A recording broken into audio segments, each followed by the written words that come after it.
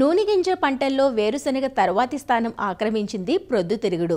ప్రొద్దుతిరుగుడును ఖరీఫ్, రబీ, వేసవి ఇలా 3 కాలాల్లోనూ సాగు చేస్తారు. ఖరీఫ్లో సాగు చేసిన వరి, ప్రత్తి పంటలు తీసుకున్న అనంతరం వేసవి పంటగా ప్రొద్దుతిరుగుడును సాగు చేసుకోవచ్చు.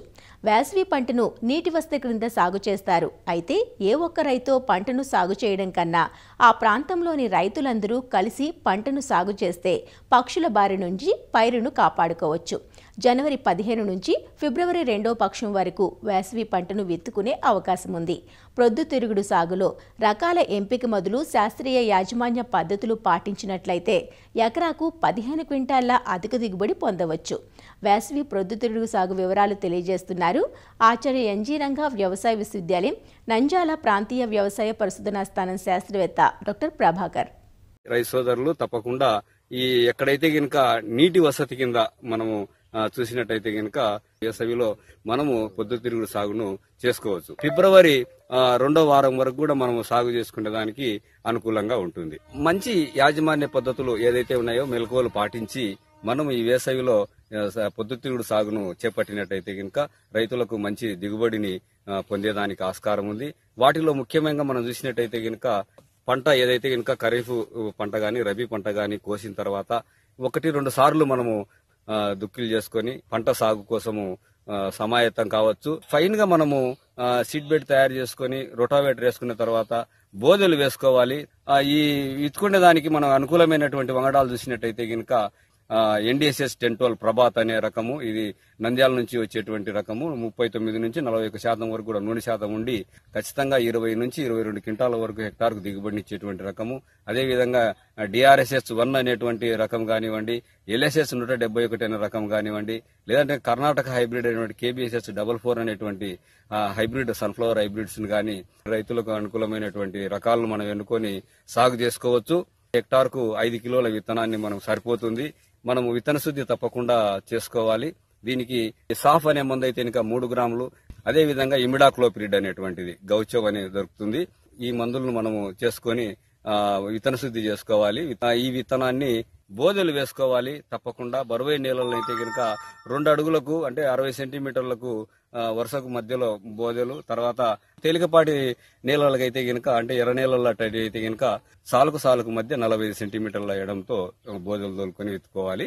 30 సెంటీమీటర్ల ఎడంలో అంటే మొక్కకు మధ్య 30 సెంటీమీటర్ల ఎడంలో ఒక్కొక్క విత్తనాన్ని మనము విత్తి మనం చేసుకున్నట్టయితే గనక మంచి మొక్కల సాంద్రత మనకు వచ్చేదానికి ఆస్కారం ఉంది. దీని తర్వాత మనము చూసినట్టయితే గనక విత్తిన వెంటనే మనము కలుపు రాకుండా 30 రోజుల వరకు కలుపు రాకుండా ఉండాలనుకుంటే గనక పెండిమిథాలిన్ అనేటువంటి స్టాంప్ అని దొరుకుతుంది. దీన్ని మనము 1 లీటరు 1 ఎకరానికి మనము పిచికారి చేసినట్టయితే గనక అన్ని రకాలైనటువంటి కలుపు మొక్కలు 30 రోజుల వరకు రాకుండా మనకు కంట్రోల్ చేస్తుంది. దాని తర్వాత మనము అంతర్కృషి ద్వారా ఈ యొక్క దీన్ని కూడా మనము తీసుకోవచ్చు. తర్వాత మనం చూసినట్టయితే కనుక ఎరువుల యాజమాన్యం ఎంతో కీలకమైనది. ఇది ఎక్కువగా భూమిలో నుంచి సారవంతాన్ని తీసుకుంటుంది కాబట్టి తప్పకుండా 2 సంవత్సరాలకు ఒకసారి పశువుల ఎరువును ఏదైతే ఉందో 2 టన్నులు ఎకరానికి మనము తప్పకుండా వేయాలి. రసాయన ఎరువుల మోతాదును కూడా భూసార పరీక్షల ద్వారా మనము మోతాదు నిర్ణయించుకుంటే మంచి ఫలితాలు ఉంటాయి. అటువంటి లేని పరిస్థితులలో మనము చూసినట్టయితే కనుక హెక్టార్కు 75 కేజీల నత్రజని, 90 కేజీల భాస్వరము, 30 కేజీల పొటాషియం ఇచ్చే ఎరువులను ఈ యొక్క మోతాదులో ఎరువులు అందిస్తే పోషకాలు సరిపోతాయి. వీటికి మనము లెక్కేసుకున్నట్టయితే కనుక నత్రజని ఎరువులలో 30%, తర్వాత భాస్వరం ఎరువులు ఏదైతే 90 కేజీలు మనము హెక్టార్కు చెప్పినామో అది మొత్తము, తర్వాత ఈ యొక్క పొటాష్ ఏదైతే 30 కేజీలు ఉందో దాంట్లో 50% 50% ఎరువులను మనము ఆఖరి దిక్కులో అందించాలి.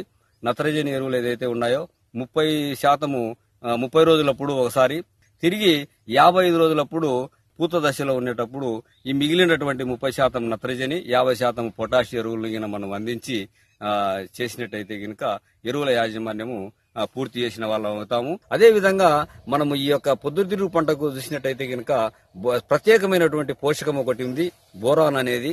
ఈ బోరాన్ అనేటువంటి పోషకము వేయడం వలన గింజలలో ఫలదీకరణ బాగా జరిగి గింజల యొక్క ఫర్టిలిటీ కానివ్వండి, గింజ బరువు కూడా పెరిగేదానికి ఆస్కారం ఉంటుంది. ఈ బోరాన్ ను మనము చూసినట్టయితే గనక 2 గ్రాములు 1 లీటర్ నీటికి మనం హెడ్స్ తడిచేటట్టుగా 50 నుంచి 55 రోజులు పంటకాలం ఉండేటప్పుడు ఒకసారి పిచికారీ చేస్తే ఈ బోరాన్ పోషకం ప్రత్యేకమైనటువంటి పోషకాన్ని కూడా అందించడానికి ఆస్కారం ఉంటుంది.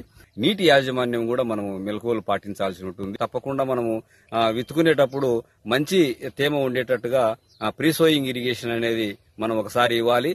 తర్వాత బరువైన నేలలకైతే గనక 2 నుంచి 3 తల్లులు ఈ ప్రీ సోయింగ్ ఇరిగేషన్ కాకుండా 2-3 తల్లులతోటి మనం పొద్దుతిరుగుడు పంటను సాగు చేసుకోవచ్చు. అదే విధంగా తేలికపాటి నేలలు అయితే గనక 5 నుంచి 6 తడులు మనకు అవసరమవుతాయి. ఈ వేసవి పొద్దుతిరుగుడుకు మనము సస్యరక్షణ గురించి ఆలోచన చేసినట్టయితే గనక తెగుళ్లు ముఖ్యమైనటివి. ఒకటి ఆల్టర్నేరియా, తర్వాత ఆకుముడత, తర్వాత ఈ యొక్క పౌడర్ మిల్డ్యూ అంటాము. ఈ 3తో పాటు నెక్రోసిస్ డిసీజ్ అనేది ఈ 4 రకాలైనటువంటి తెగుళ్లను మనము అరికట్టుకునేదానికి విత్తన శుద్ధి చేసుకోవడము. అదేవిధంగా ఎక్కడైతే కనుక ఈ వైరస్ తెగుళ్లు మనం చెప్పుకున్నాం ఆకుముడత ఇటు దానికి తెల్లదోమ రాకుండా థయోమెథాక్సిన్ అనేటువంటి మందులు మనము పిచికారి చేసుకునేటైతే గనక మనము సస్యరక్షణ కూడా చేపట్టచ్చు.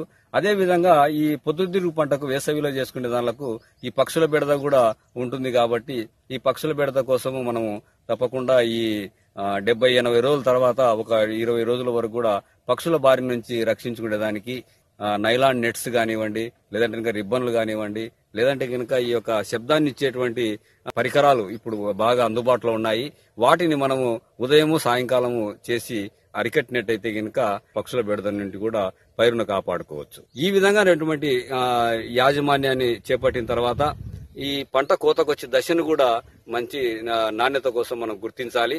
పువ్వు యొక్క వెనక భాగాన్ని చూసినట్టయితే గనక ఆకుపచ్చ రంగు నుండి పసుపచ్చ రంగు కంటే నిమ్మకాయ పండు రంగులోకి మారినప్పుడు అది మంచి కోత దశకు వచ్చినట్టుగా మనము గమనించడానికి వీలుంటుంది.